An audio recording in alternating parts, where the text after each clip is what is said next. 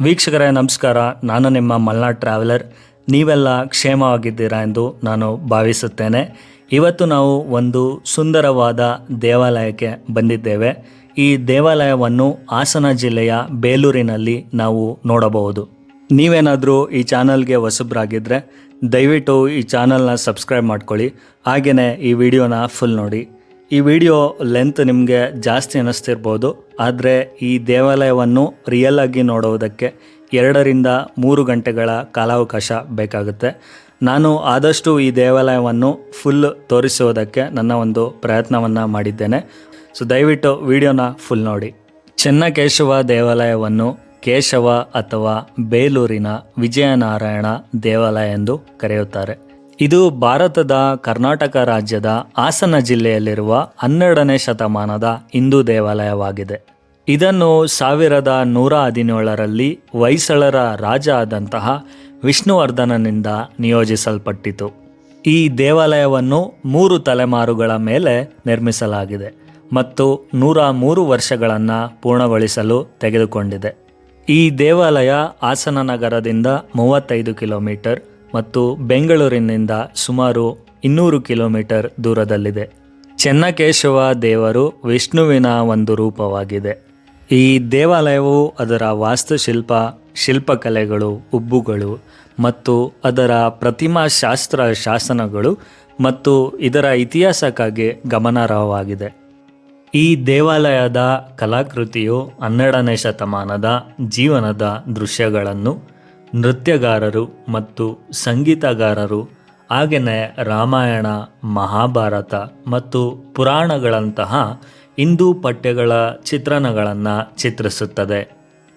ಚೆನ್ನಕೇಶವ ದೇವಾಲಯವು 12ನೇ ಶತಮಾನದ ದಕ್ಷಿಣ ಭಾರತ ಮತ್ತು ಹೊಯ್ಸಳ ಸಾಮ್ರಾಜ್ಯದ ಆಳ್ವಿಕೆಯಲ್ಲಿನ ಕಲಾತ್ಮಕ, ಸಾಂಸ್ಕೃತಿಕ ಮತ್ತು ದೇವತಾಶಾಸ್ತ್ರದ ದೃಷ್ಟಿಕೋನಗಳಿಗೆ ಸಾಕ್ಷಿಯಾಗಿದೆ.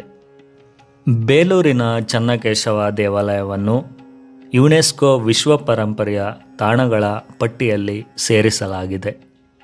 ದಕ್ಷಿಣ ಭಾರತದ ಇತಿಹಾಸದ ಹೊಯ್ಸಳರ ಅವಧಿಯು ಸುಮಾರು 1000 ವರ್ಷದಿಂದ ಪ್ರಾರಂಭವಾಗಿ ಮತ್ತು ಸುಮಾರು 1346ರವರೆಗೆ ಇವರ ಒಂದು ಆಡಳಿತ ಮುಂದುವರಿಯಿತು. ಈ ಅವಧಿಯಲ್ಲಿ ಅವರು 958 ಕೇಂದ್ರಗಳಲ್ಲಿ ಸುಮಾರು 1500 ದೇವಾಲಯಗಳನ್ನು ನಿರ್ಮಿಸಿದರು. ಹಳೆಯ ಶಾಸನಗಳು ಮತ್ತು ಮಧ್ಯಕಾಲೀನ ಯುಗದ ಪಠ್ಯಗಳಲ್ಲಿ ಬೇಲೂರನ್ನು ಬೇಲ್-ಓರ್, ವೇಲೂರ್ ಅಥವಾ ವೇಲಾಪುರ ಎಂದು ಕರೆಯಲಾಗುತ್ತದೆ. ಬೇಲೂರು ಹೊಯ್ಸಳ ರಾಜರ ಆರಂಭಿಕ ರಾಜಧಾನಿಯಾಗಿತ್ತು. ಈ ನಗರವು ಹೊಯ್ಸಳರಿಂದ ಎಷ್ಟು ಗೌರವಿಸಲ್ಪಟ್ಟಿದೆ ಎಂದರೆ, ನಂತರದ ಶಾಸನಗಳಲ್ಲಿ ಇದನ್ನು ಐಹಿಕ ವೈಕುಂಠ ಅಂದರೆ ವಿಷ್ಣುವಿನ ನಿವಾಸ ಮತ್ತು ದಕ್ಷಿಣ ವಾರಣಾಸಿ ಅಂದರೆ ಹಿಂದೂಗಳ ದಕ್ಷಿಣ ಪವಿತ್ರ ನಗರ ಎಂದು ಉಲ್ಲೇಖಿಸಲಾಗಿದೆ. ಹೊಯ್ಸಳರ ರಾಜರಲ್ಲಿ ಒಬ್ಬರು ವಿಷ್ಣುವರ್ಧನ. ಅವರು 1110ರಲ್ಲಿ ಅಧಿಕಾರಕ್ಕೆ ಬಂದರು. ವಿಷ್ಣುವರ್ಧನ ರಾಜರು 1117ರಲ್ಲಿ ವಿಷ್ಣುವಿಗೆ ಸಮರ್ಪಿತವಾದ ಚೆನ್ನಕೇಶವ ದೇವಾಲಯವನ್ನು ನಿಯೋಜಿಸಿದರು. ಇದು ಅವರ ಪರಂಪರೆಯ 5 ಅಡಿಪಾಯಗಳಲ್ಲಿ ಒಂದೆಂದು ಪರಿಗಣಿಸಲ್ಪಟ್ಟಿದೆ. ಮುಖ್ಯ ದೇವಾಲಯವನ್ನು ವಿಜಯನಾರಾಯಣ ಎಂದು ಕರೆಯಲಾಗುತ್ತದೆ ಮತ್ತು ಅವರ ರಾಣಿ ಶಾಂತಲಾದೇವಿಯವರು ನಿರ್ಮಿಸಿದ್ದ ಚಿಕ್ಕ ದೇವಾಲಯವನ್ನು ಅವರ ಯುಗದ ಶಾಸನಗಳಲ್ಲಿ ಚೆನ್ನಕೇಶವ ಎಂದು ಕರೆಯಲಾಗುತ್ತದೆ. ಆದರೆ ಈ 2 ದೇವಾಲಯಗಳನ್ನು ಈಗ ಕ್ರಮವಾಗಿ ಚೆನ್ನಕೇಶವ ದೇವಾಲಯ ಮತ್ತು ಚೆನ್ನಿಗರಾಯ ದೇವಾಲಯ ಎಂದು ಕರೆಯಲಾಗುತ್ತದೆ. ಹೊಯ್ಸಳರ ರಾಜ ಆದಂತಹ ವಿಷ್ಣುವರ್ಧನನು ತನ್ನ ರಾಜಧಾನಿಯನ್ನು ದೋರಸಮುದ್ರಕ್ಕೆ ಸ್ಥಳಾಂತರಿಸಿದರು. ಇದನ್ನು ದ್ವಾರಸಮುದ್ರ ಎಂದು ಕರೆಯಲಾಗುತ್ತದೆ. ಇದು ಈಗಿನ ಹಳೆಬೀಡು. ಹಳೆಬೀಡು ಶಿವನಿಗೆ ಸಮರ್ಪಿತವಾದ ಹೊಯ್ಸಳೇಶ್ವರ ದೇವಾಲಯಕ್ಕೆ ಹೆಸರುವಾಸಿಯಾಗಿದೆ. ಹೊಯ್ಸಳೇಶ್ವರ ದೇವಾಲಯದ ವಿಡಿಯೋವನ್ನು ನಮ್ಮ ಚಾನಲ್ನಲ್ಲಿ ನಾವು ಅಪ್ಲೋಡ್ ಮಾಡಿದ್ದೇವೆ. ನೀವು ಆ ವಿಡಿಯೋನ ನೋಡಿಲ್ಲ ಅಂದರೆ ದಯವಿಟ್ಟು ಆ ವಿಡಿಯೋನ ನೋಡಿ. ಲಿಂಕನ್ನು ಡಿಸ್ಕ್ರಿಪ್ಷನ್ನಲ್ಲಿ ಕೊಟ್ಟಿರ್ತೀನಿ. ಹಾಗೆಯೇ ನೀವು ನಮ್ಮ ಚಾನಲ್ನಲ್ಲಿ ಆ ವಿಡಿಯೋನ ಹುಡುಕ್ಬೋದು. 1140ರಲ್ಲಿ ವಿಷ್ಣುವರ್ಧನ ಅವರ ಒಂದು ಕೊನೆಯ ಕಾಲಾವಧಿಯವರೆಗೂ ಈ ಒಂದು ದೇವಾಲಯದ ನಿರ್ಮಾಣ ಮುಂದುವರಿಯಿತು. 1150ರಲ್ಲಿ ಹೊಯ್ಸಳೇಶ್ವರ ದೇವಾಲಯವನ್ನು ಪೂರ್ಣಗೊಳಿಸಿದ ನಂತರ ಅವರ ವಂಶಸ್ಥರು ಮತ್ತು 1258ರಲ್ಲಿ ಸೋಮನಾಥಪುರದ ಚೆನ್ನಕೇಶವ ದೇವಾಲಯದಂತಹ 200 ಕಿಲೋಮೀಟರ್ ದೂರದಲ್ಲಿರುವ ಇತರ ದೇವಾಲಯಗಳಿಂದ ಅವರ ಪರಂಪರೆಯನ್ನು ಮುಂದುವರೆಸಿದರು. ಸೋಮನಾಥಪುರದ ಚೆನ್ನಕೇಶವ ದೇವಾಲಯದ ವಿಡಿಯೋವನ್ನು ನಮ್ಮ ಚಾನಲ್ನಲ್ಲಿ ನಾವು ಅಪ್ಲೋಡ್ ಮಾಡಿದ್ದೇವೆ. ನೀವೇನಾದರೂ ಆ ವಿಡಿಯೋನ ನೋಡಿಲ್ಲ ಅಂದರೆ ನೀವು ನಮ್ಮ ಚಾನಲ್ನಲ್ಲಿ ನೋಡ್ಬೋದು. ಆ ವಿಡಿಯೋದ ಲಿಂಕನ್ನು ಕೂಡ ಡಿಸ್ಕ್ರಿಪ್ಷನ್ನಲ್ಲಿ ಕೊಟ್ಟಿರ್ತೇವೆ. ಹೊಯ್ಸಳರು ಹೊಸ ವಾಸ್ತುಶಿಲ್ಪದ ಸಂಪ್ರದಾಯವನ್ನು ಅಭಿವೃದ್ಧಿಪಡಿಸಿದ ಅನೇಕ ಪ್ರಸಿದ್ಧ ವಾಸ್ತುಶಿಲ್ಪಿಗಳು ಮತ್ತು ಕುಶಲಕರ್ಮಿಗಳನ್ನು ನೇಮಿಸಿಕೊಂಡರು. ಕಲಾ ಇತಿಹಾಸಕಾರ ಆಡಮ್ ಆರ್ಡಿ ಇದನ್ನು ಕರ್ನಾಟಕ ದ್ರಾವಿಡ ಸಂಪ್ರದಾಯ ಎಂದು ಕರೆಯುತ್ತಾರೆ. ಹೊಯ್ಸಳ ಸಾಮ್ರಾಜ್ಯ ಮತ್ತು ಅದರ ರಾಜಧಾನಿಯನ್ನು 14ನೇ ಶತಮಾನದ ಆರಂಭದಲ್ಲಿ ದೆಹಲಿ ಸುಲ್ತಾನರ ದೊರೆ ಅಲ್ಲಾವುದ್ದೀನ್ ಖಿಲ್ಜಿಯ ಕಮಾಂಡರ್ ಆದಂತಹ ಮಲಿಕ್ ಕಪೂರ್ ಆಕ್ರಮಣ ಮಾಡಿ ಲೂಟಿ ಮಾಡಿ ನಾಶಪಡಿಸಿದರು. ಬೇಲೂರು ಮತ್ತು ಹಳೆಬೀಡು ಮತ್ತೊಂದು ದೆಹಲಿ ಸುಲ್ತಾನರ ಸೈನ್ಯದಿಂದ 1326ರಲ್ಲಿ ಲೂಟಿ ಮತ್ತು ವಿನಾಶಕ್ಕೆ ಗುರಿಯಾಯಿತು.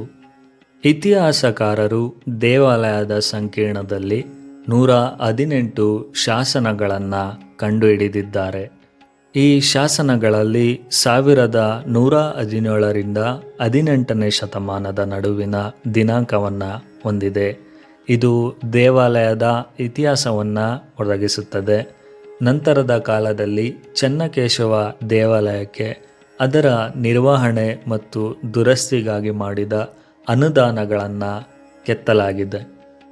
ದೇವಾಲಯದ ಮುಖ್ಯ ಮಂಟಪದ ಉತ್ತರ ದ್ವಾರದ ಬಳಿ ಪೂರ್ವ ಗೋಡೆಯ ಮೇಲೆ ಕಂಡುಬರುವ ಶಾಸನವು 1117ರಲ್ಲಿ ವಿಷ್ಣುವರ್ಧನನು ವಿಜಯನಾರಾಯಣ ದೇವರಿಗೆ ದೇವಾಲಯವನ್ನು ನಿಯೋಜಿಸಿದರೆಂದು ಹೇಳುತ್ತದೆ. ಕೆಲವು ಇತಿಹಾಸಕಾರರು ಈ ಶಾಸನವನ್ನು ಕ್ರಿಸ್ತಶಕ 1117ರಲ್ಲಿ ಚೆನ್ನಕೇಶವ ದೇವಾಲಯವು ಪೂರ್ಣಗೊಂಡಿತು ಎಂದು ವ್ಯಾಖ್ಯಾನಿಸಿದ್ದಾರೆ. ಚೆನ್ನಿಗರಾಯ ದೇವಾಲಯವನ್ನು ಮುಖ್ಯ ದೇವಾಲಯದೊಂದಿಗೆ ಏಕಕಾಲದಲ್ಲಿ ನಿರ್ಮಿಸಲಾಯಿತು ಮತ್ತು ರಾಣಿ ಅದನ್ನು ಪ್ರಾಯೋಜಿಸಿದ್ದರು. ಹೊಯ್ಸಳ ರಾಜವಂಶದ 1ನೇ ನರಸಿಂಹ ಅವರು ದೇವಾಲಯದ ನಿರ್ವಹಣೆ ಮತ್ತು ಕಾರ್ಯಾಚರಣೆಗಾಗಿ ಅನುದಾನವನ್ನು ನೀಡಿದರು. 1175ರಲ್ಲಿ 2ನೇ ಬಲ್ಲಾಳ ಆಗ್ನೇಯ ಮೂಲೆಯಲ್ಲಿ ಅಡಿಗೆ ಮತ್ತು ಧಾನ್ಯ ಸಂಗ್ರಹಕ್ಕಾಗಿ ದೇವಾಲಯದ ಕಟ್ಟಡಗಳನ್ನು ಮತ್ತು ದೇವಾಲಯದ ಈಶಾನ್ಯ ಮೂಲೆಯಲ್ಲಿ ನೀರಿನ ತೊಟ್ಟಿಯನ್ನು ಸೇರಿಸಿದರು. ಮೂಲ ದೇವಾಲಯವು ಗಡಿ ಗೋಡೆಯಿಲ್ಲದೆ ಇತ್ತು. ದೇವಾಲಯದ ಒಳಗಿನ ಸಂಕೀರ್ಣವಾದ ಕೆತ್ತನೆಗಳನ್ನು ವೀಕ್ಷಿಸಲು ಮತ್ತು ಪ್ರಶಂಸಿಸಲು ಭಕ್ತರಿಗೆ ಮುಖ್ಯ ಮಂಟಪವನ್ನು ಸಹ ತೆರೆಯಲಾಗಿತ್ತು. ದೇವಾಲಯದ ಭದ್ರತೆಗಾಗಿ ದೇವಾಲಯದ ಸುತ್ತಲೂ ಎತ್ತರದ ಗೋಡೆಯನ್ನು ನಿರ್ಮಿಸಲಾಯಿತು. 3ನೇ ವೀರಬಲ್ಲಾಳ ಅವರ ಆಳ್ವಿಕೆಯಲ್ಲಿ ಇಟ್ಟಿಗೆಯ ದ್ವಾರ ಮತ್ತು ಬಾಗಿಲುಗಳನ್ನು ಸೇರಿಸಿದರು. ಜೊತೆಗೆ ತೆರೆದ ಮಂಟಪವನ್ನು ಮುಚ್ಚಲಾಯಿತು ಹಾಗೂ ರಂಧ್ರಕಲ್ಲಿನ ಪರದೆಗಳನ್ನು ಜೋಡಿಸಲಾಯಿತು. ಮೊಹಮ್ಮದ್ ಬಿನ್ ತುಘಲಕ್ ಅವರ ಜೊತೆ ಕೆಲಸ ಮಾಡುತ್ತಿದ್ದ ಅವರ ಜನರಲ್ ಆದಂತಹ ಸಾಲಾರ್ ಅವರು ಅವರ ಒಂದು ಸೈನ್ಯದೊಂದಿಗೆ ದೇವಾಲಯದ ಮೇಲೆ ದಾಳಿ ಮಾಡಿದರು ಹಾಗೂ ದೇವಾಲಯವನ್ನು ಹಾನಿ ಮಾಡಿದರು. ಹಾಗೆಯೇ ದೇವಾಲಯದ ದ್ವಾರವನ್ನು ಕೂಡ ಸುಟ್ಟು ಹಾಕಲಾಯಿತು. ಈ ದೇವಾಲಯವನ್ನು ವಿಜಯನಗರ ಸಾಮ್ರಾಜ್ಯದ 2ನೇ ಹರಿಹರ ಅವರ ಒಂದು ಪ್ರಾಯೋಜಕತ್ವದಲ್ಲಿ ದುರಸ್ತಿ ಮಾಡಲಾಯಿತು. 1381ರಲ್ಲಿ ಅವರು 4 ಗ್ರಾನೈಟ್ ಕಂಬಗಳನ್ನು ಸೇರಿಸಿದರು.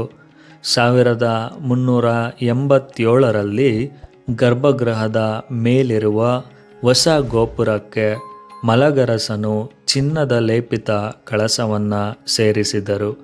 ಇದು 1397ರಲ್ಲಿ ನಾಶವಾದ ಗೇಟ್ವೇ ಬದಲಿಗೆ ಹೊಸ 7 ಅಂತಸ್ತಿನ ಇಟ್ಟಿಗೆ ಗೋಪುರವನ್ನು ಸೇರಿಸಿದರು. ವಿಜಯನಗರ ಸಾಮ್ರಾಜ್ಯದ ಕಾಲದಲ್ಲಿ ಅಂಡಾಳ್ ದೇವಾಲಯ, ಸೌಮ್ಯನಾಯಕಿ ದೇವಾಲಯ, ಪ್ರವೇಶದ್ವಾರದಲ್ಲಿ ದೀಪಸ್ತಂಭ, ರಾಮ ಮತ್ತು ನರಸಿಂಹ ದೇವಾಲಯಗಳನ್ನು ಸೇರಿಸಲಾಯಿತು.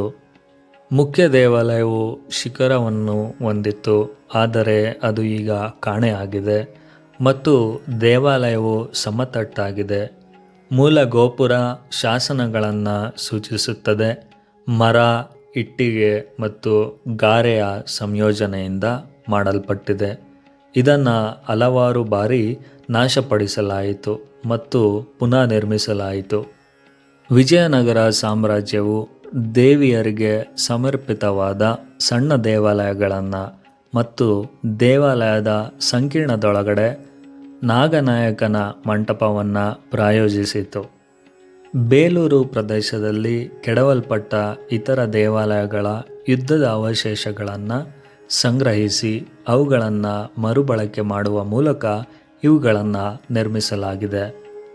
ಸುಲ್ತಾನರ ಒಕ್ಕೂಟದಿಂದ ವಿಜಯನಗರ ಸಾಮ್ರಾಜ್ಯವನ್ನು ನಾಶಪಡಿಸಿದ ನಂತರ ದೇವಾಲಯದ ಆವರಣವು ಮತ್ತೆ ಹಾನಿಗೊಳಗಾಗಿತ್ತು.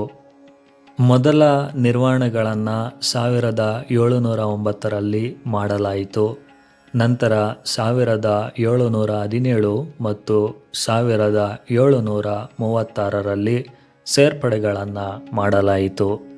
1774ರಲ್ಲಿ ಹೈದರಾಲಿಯು ಅಧಿಕಾರಿಯು ಒಡೆಯರ್ ರಾಜವಂಶದ ಪರವಾಗಿ ಹೈದರಾಲಿ ವಾಸ್ತವಿಕ ಆಡಳಿತಗಾರನಾಗಿದ್ದ ಅವಧಿಯಲ್ಲಿ ದೇವಾಲಯವನ್ನು ದುರಸ್ತಿ ಮಾಡಲಾಯಿತು.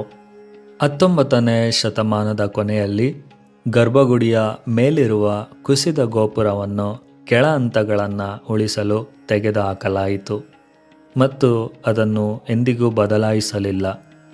1935ರಲ್ಲಿ ದೇವಾಲಯದ ಕೆಲವು ಭಾಗಗಳನ್ನು ಸ್ವಚ್ಛಗೊಳಿಸಲಾಯಿತು ಮತ್ತು ಮೈಸೂರು ಸರ್ಕಾರದಿಂದ ಹಣಕಾಸು ಮತ್ತು ಒಡೆಯರ್ ರಾಜವಂಶದ ಅನುದಾನದಿಂದ ಪುನಃಸ್ಥಾಪಿಸಲಾಯಿತು. ಚೆನ್ನಿಗರಾಯ ದೇಗುಲವನ್ನು ಪುನಃ ನಿರ್ಮಿಸಲಾಯಿತು. ರಾಮಾನುಜ ಮತ್ತು ಗರುಡನ ಹೊಸ ಚಿತ್ರಗಳನ್ನು, ಅನೇಕ ಇತರ ಸೌಲಭ್ಯಗಳನ್ನು, ಸುಧಾರಣೆಗಳು ಮತ್ತು ಸಂಕೀರ್ಣ ದುರಸ್ತಿಗಳೊಂದಿಗೆ ಸೇರಿಸಲಾಯಿತು. ಈ ರಿಪೇರಿಗಳನ್ನು ಇಂದಿನ ಶಾಸನಗಳಂತೆ ಐತಿಹಾಸಿಕ ದಾಖಲೆಗಾಗಿ ಕಲ್ಲಿನಲ್ಲಿ ಕೆತ್ತಲಾಗಿದೆ. ಕೇಶವ ದೇವಾಲಯ ಎಂದು ಕರೆಯಲ್ಪಡುವ ಚೆನ್ನಕೇಶವ ದೇವಾಲಯವು ಮುಖ್ಯ ದೇವಾಲಯವಾಗಿದೆ. ಇದು ಸಂಕೀರ್ಣದ ಮಧ್ಯದಲ್ಲಿದೆ, ಪೂರ್ವಕ್ಕೆ ಮುಖ ಮಾಡಿ ಗೋಪುರದ ಮುಂದೆ ಇದೆ. ಈ ದೇವಾಲಯವು ಕೇಶವನ ರೂಪದಲ್ಲಿ ವಿಷ್ಣುವಿಗೆ ಸಮರ್ಪಿಸಲಾಗಿದೆ. ಈ ದೇವಾಲಯವನ್ನು ಸುಮಾರು 3 ಅಡಿ ಎತ್ತರದ ವಿಶಾಲವಾದ ಜಾಗತಿಯ ಮೇಲೆ ನಿರ್ಮಿಸಲಾಗಿದೆ. ಕೇಶವ ದೇವಾಲಯದ ದಕ್ಷಿಣಕ್ಕೆ ಕಪ್ಪೆ ಚೆನ್ನಿಗರಾಯ ದೇವಾಲಯವಿದೆ. ಇದು 2 ಗರ್ಭಗುಡಿಗಳನ್ನು ಹೊಂದಿದೆ. ಒಂದು ವೇಣುಗೋಪಾಲನಿಗೆ ಮತ್ತು ಇನ್ನೊಂದು ಚೆನ್ನಿಗರಾಯನಿಗೆ ಸಮರ್ಪಿಸಲಾಗಿದೆ. ಚೆನ್ನಕೇಶವ ದೇವಾಲಯವು ಸರಳವಾದ ಹೊಯ್ಸಳ ಯೋಜನೆಯನ್ನು ಹೊಂದಿದೆ ಮತ್ತು ಒಂದು ಗರ್ಭಗುಡಿಯನ್ನು ಹೊಂದಿದೆ. ಚೆನ್ನಕೇಶವ ದೇವಾಲಯವನ್ನು ಬಳಪದ ಕಲ್ಲನ್ನು ಬಳಸಿ ಕಟ್ಟಲಾಗಿದೆ. ಬಳಪದ ಕಲ್ಲನ್ನು ಬಳಸುವುದರಿಂದ ಕಲಾವಿದರಿಗೆ ಕೆತ್ತನೆಗಳನ್ನು ಮಾಡಲು ಸುಲಭವಾಗುತ್ತದೆ, ಏಕೆಂದರೆ ಅದು ಮೃದುವಾಗಿರುತ್ತದೆ. ನಂತರದ ಕಾಲಾವಧಿಯಲ್ಲಿ ಅದು ಗಟ್ಟಿಯಾಗುತ್ತದೆ. ಈ ಒಂದು ಹೊಯ್ಸಳ ದೇವಾಲಯ ಕಲಾವಿಮರ್ಶಕ ಮತ್ತು ಇತಿಹಾಸಕಾರರ ಪ್ರಕಾರ ಐಹೊಳೆ, ಬಾದಾಮಿ ಮತ್ತು ಪಟ್ಟದಕಲ್ಲುಗಳಲ್ಲಿ ಮೂಲತಃ ಅಭಿವೃದ್ಧಿ ಹೊಂದಿದ ಪಾಶ್ಚಿಮಾತ್ಯ ಚಾಲುಕ್ಯ ಕಲಾವಿದರು ಮತ್ತು ಅವರ ಸಂಪ್ರದಾಯವನ್ನು ನಿಯೋಜಿಸಲಾಗಿದೆ. ಈ ದೇವಾಲಯವನ್ನು ಜಾಗತಿಯ ಮೇಲೆ ನಿರ್ಮಿಸಲಾಗಿದೆ. ಇದಕ್ಕೆ ವಿಶಾಲವಾದ ಪ್ರದಕ್ಷಿಣ ಪಥವನ್ನು ಮಾಡಿದ್ದಾರೆ. ಜಾಗತಿಗೆ ಹೋಗುವ ಒಂದು ಮೆಟ್ಟಿಲು ಮತ್ತು ಮಂಟಪಕ್ಕೆ ಮತ್ತೊಂದು ಮೆಟ್ಟಿಲುಗಳಿವೆ. ಜಾಗತಿಯು ಭಕ್ತರಿಗೆ ದೇವಾಲಯವನ್ನು ಪ್ರವೇಶಿಸುವ ಮೊದಲು ಅದರ ಸುತ್ತಲೂ ಪ್ರದಕ್ಷಿಣೆ ಮಾಡಲು ಅವಕಾಶವನ್ನು ಒದಗಿಸುತ್ತದೆ. ಭಕ್ತರು ಜಾಗತಿಯ ವೇದಿಕೆಯ ಮೇಲೆ ದೇವಾಲಯದ ಪ್ರದಕ್ಷಿಣೆಯ ಸಮಯದಲ್ಲಿ ಹಲವಾರು ಕಲಾಕೃತಿಗಳನ್ನು ನೋಡಬಹುದು. ಈ ದೇವಾಲಯದ ಗೋಡೆಯ ಮೇಲೆ ವಿಧ ವಿಧವಾದ ಕೆತ್ತನೆಗಳನ್ನು ನಾವು ನೋಡಬಹುದು. ಅವುಗಳಲ್ಲಿ ಕುದುರೆಯ ಸಾಲುಗಳು, ಆನೆಗಳು, ಸ್ತ್ರೀಯರು ಹಾಗೂ ನರ್ತಕರು, ಸಂಗೀತಗಾರರು, ಹೀಗೆ ಹಲವಾರು ಕೆತ್ತನೆಗಳನ್ನು ನಾವು ನೋಡಬಹುದು. ಈ ದೇವಾಲಯದ ಗೋಡೆಗಳ ಮೇಲೆ ರಾಮಾಯಣ ಮಹಾಕಾವ್ಯದ ದೃಶ್ಯಗಳನ್ನು ಹಾಗೂ ಮಹಾಭಾರತದ ದೃಶ್ಯಗಳನ್ನು ಕೆತ್ತಲಾಗಿದೆ. ಈ ದೇವಾಲಯದ ಗೋಡೆಗಳ ಮೇಲೆ ಹೊಯ್ಸಳ ನ್ಯಾಯಾಲಯದ ದೃಶ್ಯ ಹಾಗೂ ರಾಜ, ರಾಣಿ, ಅಧಿಕಾರಿಗಳು, ಪರಿಚಾರಕರು ಮತ್ತು ಇಬ್ಬರು ಗುರುಗಳು ತಮ್ಮ ವಿದ್ಯಾರ್ಥಿಗಳೊಂದಿಗೆ ಇರುವ ದೃಶ್ಯಗಳನ್ನು ಕೆತ್ತಲಾಗಿದೆ. ಹಾಗೆಯೇ ಹನುಮಾನ್ ಮತ್ತು ಗರುಡನೊಂದಿಗೆ ಕೇಶವ ದೇವರ ಒಂದು ಕೆತ್ತನೆಗಳನ್ನು ನಾವಿಲ್ಲಿ ಕಾಣಬಹುದು. ಅದಲ್ಲದೆ ವಾಮನ ಕುಬ್ಜ, ಬಲಿ ಮತ್ತು ತ್ರಿವಿಕ್ರಮ ದಂತಕಥೆಗಳ ಕೆತ್ತನೆಗಳನ್ನು ನಾವು ಇಲ್ಲಿ ನೋಡಬಹುದು. ಇಲ್ಲಿ ನಾವು ಕೃಷ್ಣ, ಗಣೇಶ ಮತ್ತು ಕಾರ್ತಿಕೇಯನೊಂದಿಗೆ ನಂದಿಯ ಕೆತ್ತನೆಗಳು, ಹಾಗೆಯೇ ಶಿವನ ಕೆತ್ತನೆಗಳು, ಪ್ರಹ್ಲಾದ, ಹಿರಣ್ಯಕಶಿಪು ಮತ್ತು ನರಸಿಂಹನ ದಂತಕಥೆಯ ಒಂದು ಕೆತ್ತನೆಗಳನ್ನು ನಾವು ಇಲ್ಲಿ ನೋಡಬಹುದು. ಹಾಗೆಯೇ ನಾವು ಇಲ್ಲಿ ಯೋಗ ನರಸಿಂಹನ ಕೆತ್ತನೆ, ಸಮುದ್ರ ಮಂಥನದ ಒಂದು ದಂತಕಥೆಯ ಕೆತ್ತನೆಗಳು, ಕೃಷ್ಣನು ಕಂಸನನ್ನು ಕೊಂದ ಒಂದು ದಂತಕಥೆ, ರಂಗನಾಥನು ಶೇಷನ ಮೇಲೆ ಮಲಗಿರುವ ಒಂದು ದೃಶ್ಯಾವಳಿಗಳು, ಹಾಗೆಯೇ ಶಿವಲಿಂಗ ಪುರಾಣದ ಮೇಲೆ ಹನುಮಂತ ಮತ್ತು ಗರುಡನ ಕಾದಾಟದ ಕೆತ್ತನೆಗಳನ್ನು ನಾವಿಲ್ಲಿ ನೋಡಬಹುದು.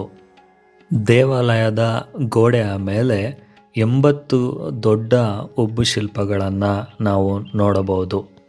ಈ ಒಂದು 80 ಉಬ್ಬು ಶಿಲ್ಪಗಳಲ್ಲಿ ನಾವು 32 ವಿಷ್ಣುವಿನ ಒಂದು ಉಬ್ಬು ಶಿಲ್ಪಗಳನ್ನು ನೋಡಬಹುದು.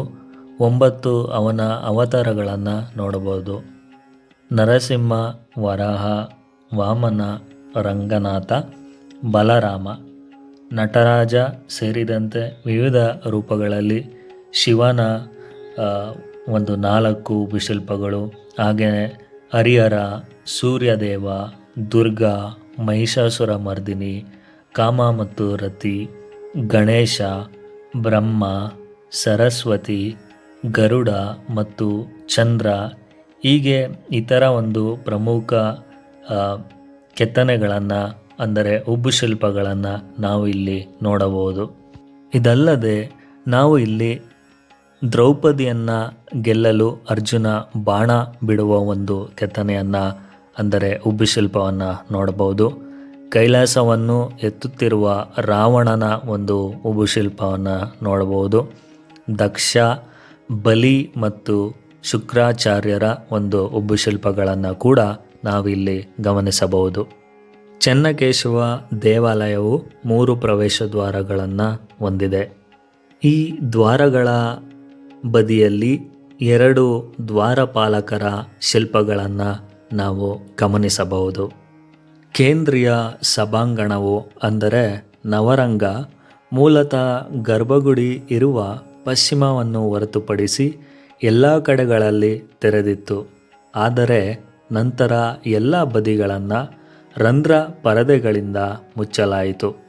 ಇದರಿಂದಾಗಿ ಬೆಳಕಿನ ಪ್ರಮಾಣವನ್ನು ಗಣನೀಯವಾಗಿ ಕಡಿಮೆಗೊಳಿಸಿತು ಮತ್ತು ದ್ವಿತೀಯ ಬೆಳಕು ಇಲ್ಲದೆ ಸಂಕೀರ್ಣವಾದ ಕಲಾಕೃತಿಯನ್ನು ಪ್ರಶಂಸಿಸಲು ಕಷ್ಟವಾಗುತ್ತದೆ.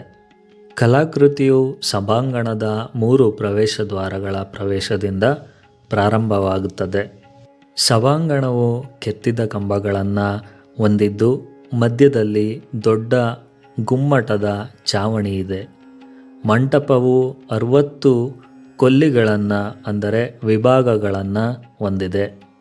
ಬೇಲೂರಿನ ಕೇಶವ ದೇವಾಲಯದಲ್ಲಿರುವ ನವರಂಗವು ಇನ್ನುಳಿದ ಹೊಯ್ಸಳ ದೇವಾಲಯಗಳಿಗಿಂತ ಅತ್ಯಂತ ದೊಡ್ಡದಾಗಿದೆ.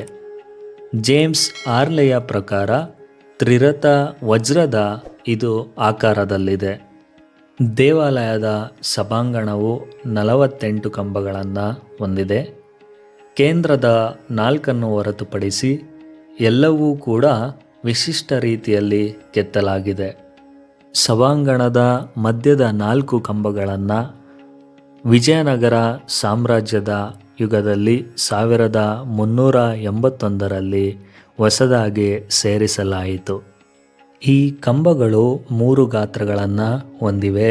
ಅದರಲ್ಲಿ 2 ಕಂಬಗಳು ವಿಶೇಷವಾಗಿ ಗಮನಾರ್ಹವಾಗಿದೆ. ಒಂದು ಕಂಬಕ್ಕೆ ನರಸಿಂಹ ಸ್ತಂಭ ಎಂದು ಕರೆಯುತ್ತಾರೆ. ಮತ್ತೊಂದು ಕಂಬಕ್ಕೆ ಮೋಹಿನಿ ಸ್ತಂಭ ಎಂದು ಕರೆಯುತ್ತಾರೆ.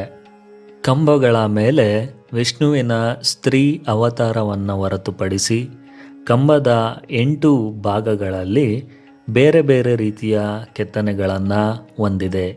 ಅದರಲ್ಲಿ ಬ್ರಹ್ಮ, ವಿಷ್ಣು, ಶಿವ, ನಂತರದ ವಿಷ್ಣುವಿನ 10 ಅವತಾರಗಳು, 8 ದಿಕ್ಕಿನ ದೇವತೆಗಳು, ಸಿಂಹದ ದೇಹ ಆದರೆ ಮುಖದ ಪೌರಾಣಿಕ ಪ್ರಾಣಿಗಳು ಕೂಡ ಸೇರಿವೆ.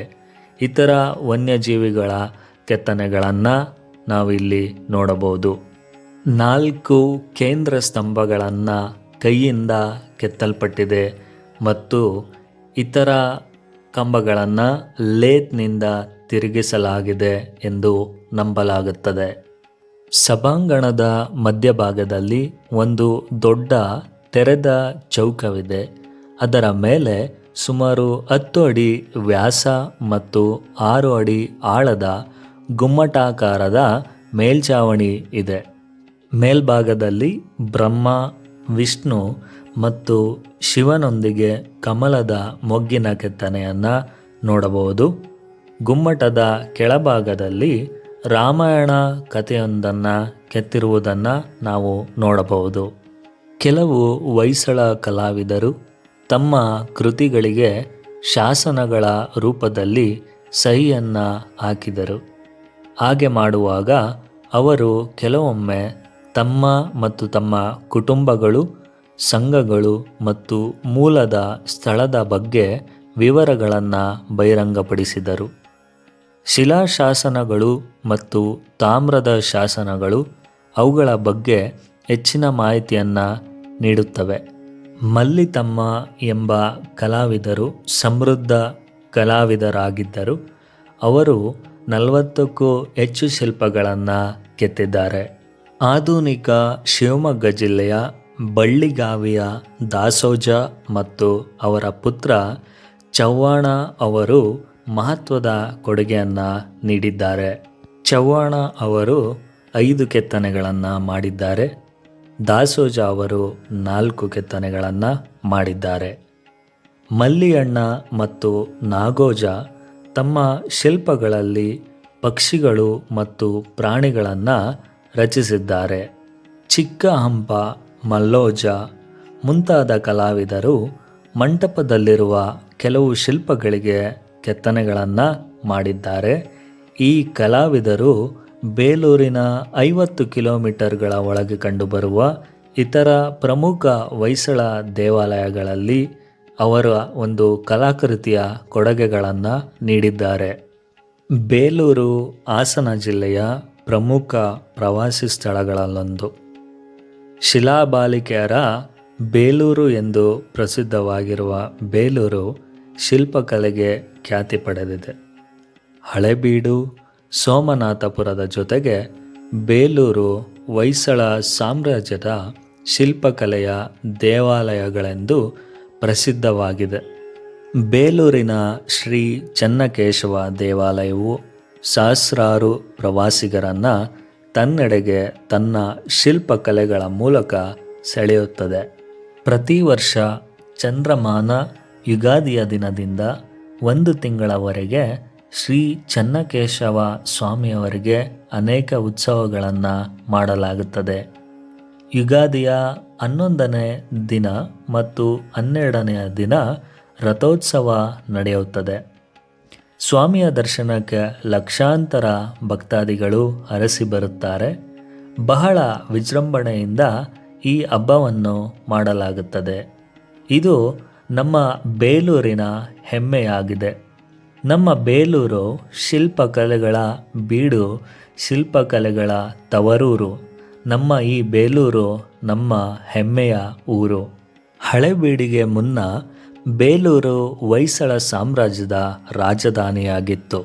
ಹೊಯ್ಸಳರು ಪ್ರಾಥಮಿಕವಾಗಿ ಪಶ್ಚಿಮ ಘಟ್ಟಗಳ ಮಲೆನಾಡು ಎಂಬ ಪ್ರದೇಶದಿಂದ ಬಂದವರು. ಹೊಯ್ಸಳರು ಯುದ್ಧ ತಂತ್ರಗಳಲ್ಲಿ ಪಾರಂಗತರಾಗಿದ್ದರು. ಹೊಯ್ಸಳರು ಚಾಲುಕ್ಯರು ಮತ್ತು ಕಲಚೂರಿ ರಾಜವಂಶದ ನಡುವೆ ನಡೆಯುತ್ತಿದ್ದಂತಹ ಆಂತರಿಕ ಯುದ್ಧಗಳ ಲಾಭವನ್ನು ಪಡೆದರು ಮತ್ತು ಇಂದಿನ ಕರ್ನಾಟಕದ ಪ್ರದೇಶಗಳನ್ನು ಸ್ವಾಧೀನಪಡಿಸಿಕೊಂಡರು. 13ನೇ ಶತಮಾನದ ವೇಳೆಗೆ ಅವರು ಕರ್ನಾಟಕದ ಹೆಚ್ಚಿನ ಭಾಗಗಳನ್ನು, ತಮಿಳುನಾಡಿನ ಸಣ್ಣ ಭಾಗಗಳನ್ನು ಮತ್ತು ಪಶ್ಚಿಮ ಆಂಧ್ರ ಪ್ರದೇಶದ ಮತ್ತು ತೆಲಂಗಾಣದ ಕೆಲವು ಭಾಗಗಳನ್ನು ಆಳುತ್ತಿದ್ದರು. ಚೆನ್ನಕೇಶವ ದೇವಾಲಯವು ವಿಶ್ವವಿಖ್ಯಾತ ಪ್ರವಾಸಿ ತಾಣವಾಗಿದೆ. ಹೊಯ್ಸಳರ ಕೆಲಸಗಾರಿಕೆಗೆ ಅತ್ಯುತ್ತಮ ಉದಾಹರಣೆಗಳಲ್ಲಿ ಒಂದಾದ ಚೆನ್ನಕೇಶ ದೇವಾಲಯವು ಈ ಪಟ್ಟಣವನ್ನು ಹೆಸರುವಾಸಿಯಾಗಿ ಮಾಡಿದೆ. ಚೋಳರ ಮೇಲೆ ರಾಜ ವಿಷ್ಣುವರ್ಧನ ಅವರು ಮಾಡಿದ ಪ್ರಮುಖ ಮಿಲಿಟರಿ ವಿಜಯದ ನೆನಪಿಗಾಗಿ ಈ ದೇವಾಲಯವನ್ನು ನಿರ್ಮಿಸಲಾಗಿದೆ. ಸ್ಥಳೀಯ ನಂಬಿಕೆಯ ಪ್ರಕಾರ ರಾಜ ವಿಷ್ಣುವರ್ಧನ್ ಅವರು ಜೈನ ಧರ್ಮದಿಂದ ವೈಷ್ಣವಕ್ಕೆ ಮತಾಂತರಗೊಂಡದ್ದನ್ನು ಗುರುತಿಸಲು ಭಗವಾನ್ ವಿಷ್ಣುವಿನ ಗೌರವಾರ್ಥವಾಗಿ ಇದನ್ನು ನಿರ್ಮಿಸಲಾಗಿದೆ. ವೀಕ್ಷಕರ, ಇಷ್ಟೊತ್ತು ಈ ವಿಡಿಯೋನ ನೋಡಿದ್ದಕ್ಕಾಗಿ ತುಂಬ ಧನ್ಯವಾದಗಳು.